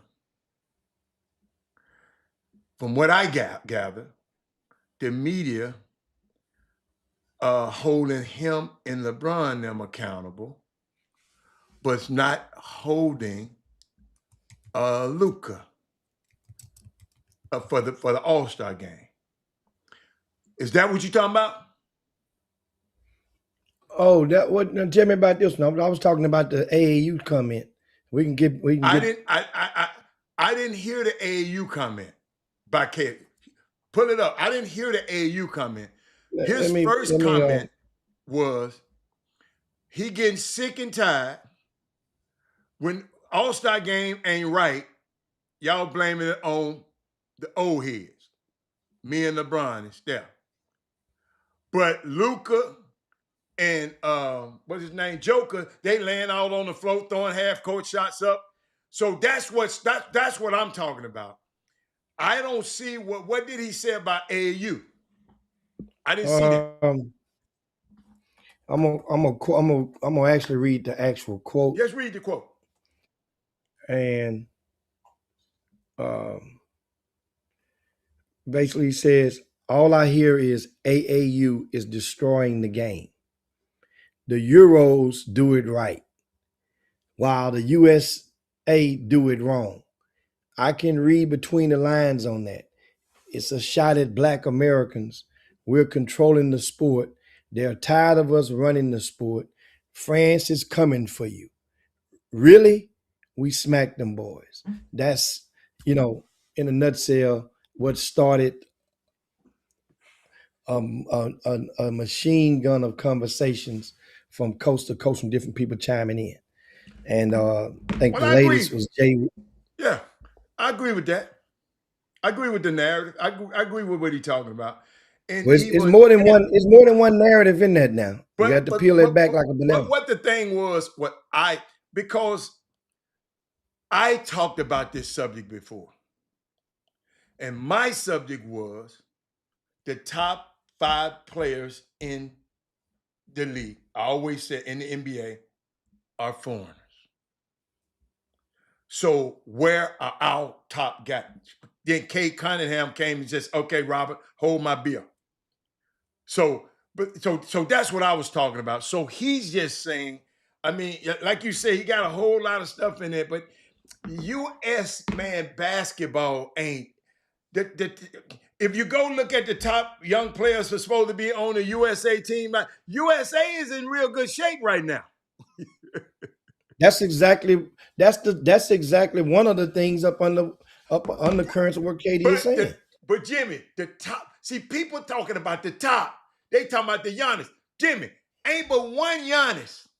It ain't but 5 of them guys combined. Okay. From a whole world, from the whole wide world. Not from one. No. Who not else from one Greece? country. No. Who else from Greece? Nobody. Who else from Slovenia? Nobody. Who else from Serbia? Nobody. Who else from Cameroon? Nobody. So, talking about Embiid. So, he's right. And they want to paint this. See, he know more that's going on than we know. Oh, absolutely. He's played USA basketball. He's played before becoming and for 20 years now. He's been on the other side of the rope and playing in FIBA and international competition. He means Kevin Durant. I'm going to tell you something, guys. The thing is, sometimes it's the messenger. And whether it's LeBron, whether it's Kyrie Irving, whether it's Kevin Durant, and a lot of these guys, whether you like it or not, these have been throughout the last 10 years some of the most consistently vocal statesmen in regard to making statements. Them three of these, not saying they're the only ones. And whenever our guys as leaders among the men make such comments, then it's almost like on cue that just a rash of opposing collective media pundits who aren't the same hue as a Kevin Durant, LeBron James. Remember, and remember think about it. Remember now they snap back at LeBron with the shut up and dribble, but it was echoed, it was amplified by a lot of different pundits that could have just pushed back and say, no, you saying shut up and dribble, but y'all, you need to stay out of this. A lot of people cited Kyrie Irving, and Kyrie Irving more than once. First, it was with the Earth thing. I get it. Then it was with the COVID thing, which most people now realize the truth on the pandemic stuff, and ain't nobody came, not collectively, publicly, had the same energy towards Kyrie Irving as they did then. Basically made him go out there and remember he made a statement about the Jews. Basically made Kyrie and the movie that is made him just bow down or say humble himself, and then so Kyrie to say, you know what, hell with it. I'm just not even gonna say nothing. Just if you come with them type of questions, I see now because there's not many people gonna have their back, and people gonna play. You got to realize a lot of these media guys have bosses. They have they have editors in chiefs, and so you try to appease the reading audience or the viewing audience from whatever network that you're standing for. And I understand for some people, but then for others that have a little bit more freedom, I mean. And I'm gonna read it again, Jimmy. I'm gonna go piece by piece. He said, "All I hear is AAU is destroying basketball game." That's a lie. AAU is not destroying the basketball game. The Euros do it right. No, the Euros don't do it all right. That's the case. It'll be more of them over here. While the Americans do it wrong. No, and he said it's a lot of bullshit. He said, I can read between the lines. It's a shot at Black American basketball players. And guess what? That's just something that they've been wanting to do a lot, Jimmy. Because they've been, I just know the NBA. Y'all got to understand, them owners, man. Come on, man. They are who they are. No matter if they got Adam Silver out here being a friend to the players. It's a it's 30 people own the NBA, man. And don't none of them look like Jimmy. So we keep forgetting, because they're kind of cooler. Adam Silver a little bit cooler than Roger Goodell. It's the same. It's the same league. And that man said that Euros are not more fundamental. No, Euros are not more fundamental. What Euro you know more fundamental than Con Knuckle? What Euro do you know more fundamental than I'm gonna use some white guys, Cooper Flag. What Euro is more fundamental than Cade Cunningham, Tyrese Maxey? They're not more fundamental than us. You looking at the Joker and Luka ass ain't fundamental, because his ass ain't defensive as a part of fundamental, Paul. And Luka is a walking cone. That's all I'm so don't be saying the fundamentals. I used them 2 white guys, but I used 2 black guys too. Max is not fundamental. Oh my. That must be a typo. Oh, that got to be a typo. That must be a typo. I mean, so understand this. Here's one of the things. I mean, this topic right here, like I said, it's so many different layers that you can go. The AAU thing, I just say it's just a joke to me, because remember how I've longed before this conversation comes up every now and then. Remember, Kobe made a statement about an insinuation years ago about the Europeans, and that's people tried to say, because Kobe, like, understand, Kobe grew up in that. Kobe did not attack and say USA is wrong. He just was praising and just acknowledging what the Europeans were doing that are based on his experience with them. Jimmy, some of them have to be fundamental because their ass is not as athletic as the American players. They have little choice. Little choice. So they have no choice. The only way they can be better. So they have to teach it over there. But that don't mean our guy. This man said, Paul Miranda, you don't even have to comment no more, man. You just sit back and listen to it. Tell me what Tyrese Maxey is not fundamental at. Please. Tell me what Jason Tatum is not fundamental. Tell me what Jason Brown is not fundamental. What is you talking about? Max is not fundamental. Oh my God. So tell me this. I just thought about something. I can't believe that man said that. I'm gonna tell you guys, if you just pay attention to some of the people that's doing the writing and the talking, and just pay attention to the angle of the room that they constantly come from, and you will get it'll click like a seat belt. Understand something. Who invented, not say invented, personified flopping in the NBA? Was it Americans? Nope. That became a big ass problem that they had to change rules. Hold That up, the caused Euros. rule change. The Euros. Who created and made the NBA change the traveling rules because they wasn't athletic enough and they called it a what Euro step. That basically made them revamp what was a travel and what was not.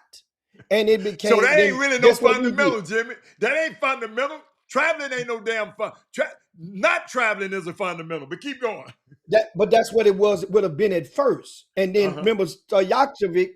I think from the rest in heaven to him who played for the Sacramento Kings back in the days. I think the Portland Trailblazers as well. But that was the Euro. Okay, then once it didn't take but a decade or so for Black Americans start to personify, start to incorporate that Euro into everyday moves. Then it trickled down. Then the young fellas did. But okay, what about the bodies of some of these mega stars? Is that part of their culture? Is that part of being the fundamentals to be that much overweight? To be not playing and not want to play in the off season and get better with a lot of the guys in the cultures and going, is that better? Is that what they're taught? Let me read something so people can understand. A fundamentally sound basketball player has mastered the core skills of the game. Shooting. Ain't too many people can outshoot Maxey. I'm going back there, Jew. Passing. Can't too many people out passing. Dribbling. Can't too many people out dribbling. Rebounding and defending with high efficiency and minimal errors. Don't tell me that the Euros are more fundamental sound. They possess strong, efficient footwork, high basketball IQ, and composure under pressure. Often relying to technique over raw athleticism. And you telling me Maxey go into a game, Jimmy, where what's your favorite word, Jimmy? Where the scout is designed to stop him, and he is fundamentally sound enough to counter everything that the scout is scouting about him and still have 30 points a night on a team that got MB on it and all these other guys on it. Paul Miranda, you could have picked a better player, not Maxey. Just because you don't like him, because he came from Dallas, he wasn't in your program or whatever you was hanging around with. Don't say that about them, but keep going. What else, Jimmy? Guys, and you got to understand something, guys. For the NBA, you I can't get mad at the NBA. That's why I always said the pundits and the media outlets They who working, amplify and take the NBA is supposed to do that. They're supposed to say that. They have went, and that was a plan back 25 to 30 years ago, was to go and become a global sport. That was a plan. That was a master plan. Wasn't just a plan. Let me take that back. That was a master plan that they derived. And so in order to do that, you got to plant the fear of the unknown. And the fear of the unknown was at that time. And I remember like it was yesterday. The world is catching up. You remember? And what are we gonna do? The world, because we lost an international game and we lost an Olympics, for once. That's why we put pros back in the Olympics. And Because they was and beating up on the high school they did not college want players. that. They had their pros playing Hannah, but did not Absolutely. want our pros to play. That was the craziest shit in the world. Think about how we tried to accept it, and internally, domestically, we're trying to fight against that. Well, why we need to play our pros? What the hell? They playing their pros that were playing and practicing months or at a time together with each other in preparation. I mean, that's why I hate you brought it up, because it's kind of, it's just Jimmy. Kevin Durant, man. Kevin Durant, see, Kevin Durant slick. He throw this out here so we can forget about them damn messages that he was sending. Jimmy, think about this, Jimmy, because some people have told me some stuff about Kevin Durant, and I ain't never said it on this show, and I'm not going to never repeat it again. Some people who really know him. I ain't going to go there. But Jimmy, he got somebody in his camp release some screenshots of their group text. It wasn't a tweet. Somebody don't like him enough to release some information that he was saying about his teammates, his former teammates, and his current teammates. Somebody really, really out for this man. If y'all watched him at the NBA All-Star game, during the warm-ups, the man had his phone in his pocket. Soon as you saw him walking everywhere, he was doing something on his phone. That's when this mess came out. Something was right. So Kevin Durant came and said this here. Now, we ain't even talked about that on the show because I ain't even talked about it. But now they want us to talk about this. I mean, a master move by Kevin Durant, because that Jimmy right after that, watch this. It was a press conference that most of the people at the boardroom, that thing he got with that guy, several other people got fired from the boardroom. They Well, downsized. he discontinued Now that the division. boardroom's still there. People got fired from the boardroom. Somebody in that released them things. So it's some crazy stuff going on out here, man. He different. That's all I can tell y'all. I didn't even want to believe what them people was telling me. He different, Doc. But keep going. Yeah, that remember I said it. I said earlier. I said the message is good and golden, and it just might be the messenger, because the thing is, the NBA is a fraternity. That means they are fraternity brothers, and I'm saddened and shocked at how so few of them coming forth to even echo Kevin Durant's some of his narratives in his. Now they're coming out the woodworks to go against it. Jay Williams did today. Gave What did he say? a dissertation. Just Google it while I'm talking. Jason Williams, Well, I ain't gonna have Kevin time to Durant. see it. Well, Now. you got to, and we close on that right there. You got to, Okay. that's the perfect type of closing right there. Is that right there? And basically, in a nutshell, Jason Williams says, I'm paraphrasing, that Kevin Durant was what's the word that he used, Hatter? He used the Victim. word He using it victim, like a racist victim mentality. the victim mentality. And you got to realize, man, I once can't believe again, that came out of Jay Will's mouth. What's wrong with him? you just think of the angle that he's coming from, man. He's coming from a different hole, and he's been coming from an angle, and he's like a conscious rapper to me. But sometimes even the conscious rapper don't really understand what's going on in the streets. A conscious Sometimes. rapper, Jimmy, is some of the greatest rappers. No, don't say that. He's like a something else. No. No. I'm saying A sellout rapper. A what I sellout thought rapper. I was saying was he's trying to his mission to try to strike. Remember, a lot of his social media posts trying to educate people on this and this and about dealing with taking care of your chickens and whatnot. But what does he quote? Some of what he said. I'm just in that Hold up, victim man. Hold mentality. up. Watch this. He said, And see, I'm going to go watch it after this. He said, I felt a man, little bit like a racist victimhood. It felt a little bit like a racist victimhood mentality, because I think critiquing a developmental system is not critiquing a race. And we're talking about developmental systems in America.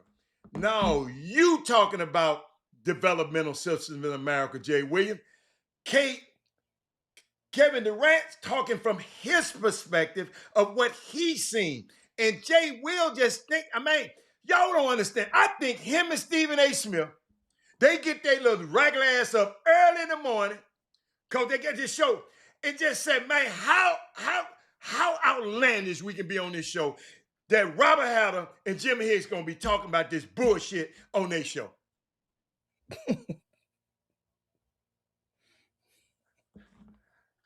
Did y'all?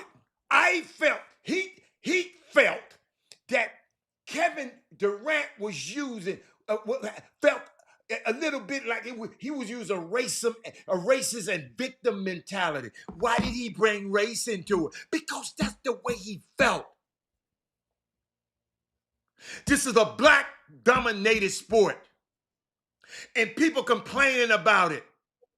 People complaining about the black people in power, LeBron in power, he in power.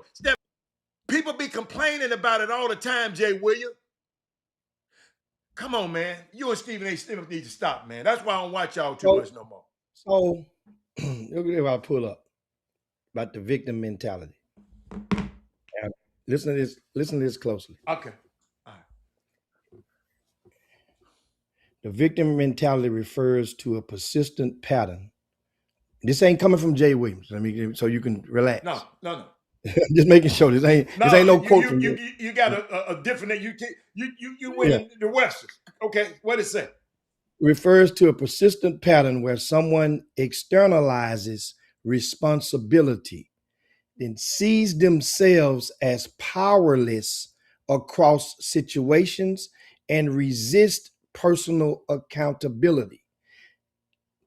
That ain't what Kevin Durant was talking about. So he didn't know what the hell. Hold up. Jay Williams didn't know what the hell he was talking about. KD was critiquing. He was critiquing how certain national rhetoric, right? That's can carry those historical undertones. Yes. Right? That man, I ain't mean to take you off. Jimmy, hold up. My bad. Hold up, Doug. Doug, I wanted to put Doug Stang up there, but I want me and you. Watch it. Hold up. Yeah. Okay, there we go.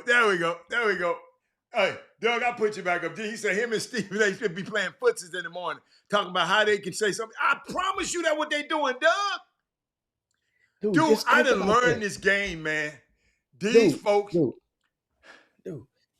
AAU, Cooper Flag came up in this AAU. Ain't they praising the hell out of Cooper Flag? You said Nipple is the coldest thing out there. Didn't he come through this AAU scene? Yes, all of the white guys that they Tyler Hero, Kevin Love. What's our young fella for the Houston Rockets right now? The one that hit career high last night. Reed Shepherd. He came through this same damn AAU. But why they not saying he's not playing the right way? What the hell is, that's what I'm saying. It's dog whistles. You guys see what the hell going on. And I'm just pissed because none of the guys that know better ain't speaking up for their frat brother, which is Kevin. I understand that. Kevin Durant, they could at least speak up for him. You know why? Because when it come time for the last 3 or 4 Olympics, when we needed a fucking bucket on that court, that dude there went and got buckets and bailed us through those Olympics when everybody was watching against those other guys. You can't give him. Hold up, you can't give him nothing. You got to talk about that other one who's bailing him out too now. Well, Steph Curry bailed out one time. Okay. He did it one time. But Kevin Durant done bailed them. He done did it 3 Olympics in a row. He's been that dude. Whoa, man, we need KD. Please shoot it, KD. He got the ability to shoot, Jimmy. That's the only thing that I'm scared about this new Olympic team. They ain't got no killers that can shoot that thing. They ain't got no. But you know what? You know what? But you know what? They got some competitors. They got some hard. Jimmy, they got all them dudes compete. Little Ugly and them gonna come at their head. Little Ugly gonna be a step too slow. Little Ugly is the king of Euro, man. Y'all talk all this stuff. How old Little Ugly is? How old Little Ugly? I don't care. He gotta be pushing 30, 37, 38. He young, man. He ain't that old. Y'all, I'm talking about damn, y'all got to be calling him. The Cleveland Cavaliers guard. Dennis Schroeder. Dennis Schroeder. Yeah. I need to quit calling that man Little Ugly. Yeah, you gave him that nickname. No, that's you. You gave that man Ugly. Yeah. Say man.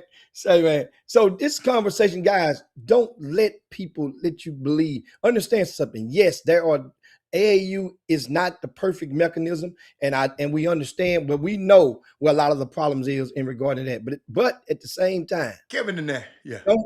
Don't pay attention to when they're using the term and the conversation comes up. It don't come up when Cooper Flag is playing.